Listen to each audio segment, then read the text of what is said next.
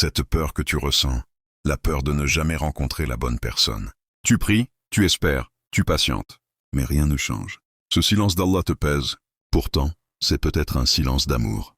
Cette peur ne vient pas du manque d'amour, mais du sentiment que la vie avance, sans toi, que tout le monde trouve sa place, sauf toi. Et dans ce vide, la foi tremble parfois. Allah dit, « Ô homme, craignez votre Seigneur, qui vous a créé d'une seule âme, et a créé d'elle son conjoint. » En Issa, verset 1. L'être humain porte en lui un besoin naturel. Retrouver la sakina, le calme du cœur auprès d'un autre. Parfois, la peur de ne jamais rencontrer quelqu'un ne vient pas du futur, mais du passé. Elle garde les traces du rejet, de l'abandon ou de la trahison.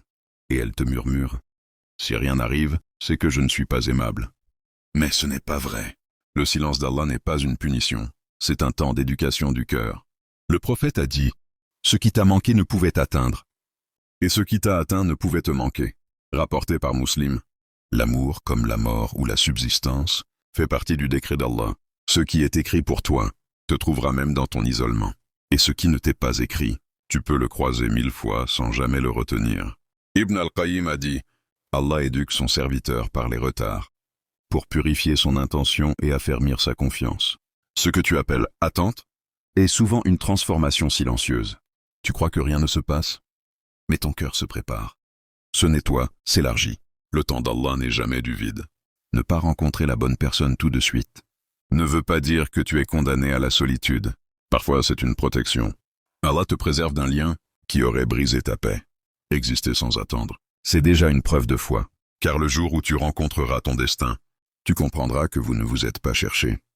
Vous vous êtes simplement rejoints, au moment exact où Allah l'a voulu.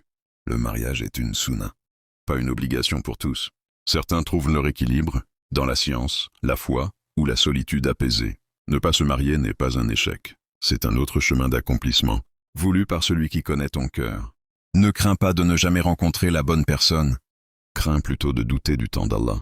Ce que tu crois être un retard est souvent une miséricorde. Et quand le moment viendra, tu verras que rien n'était perdu.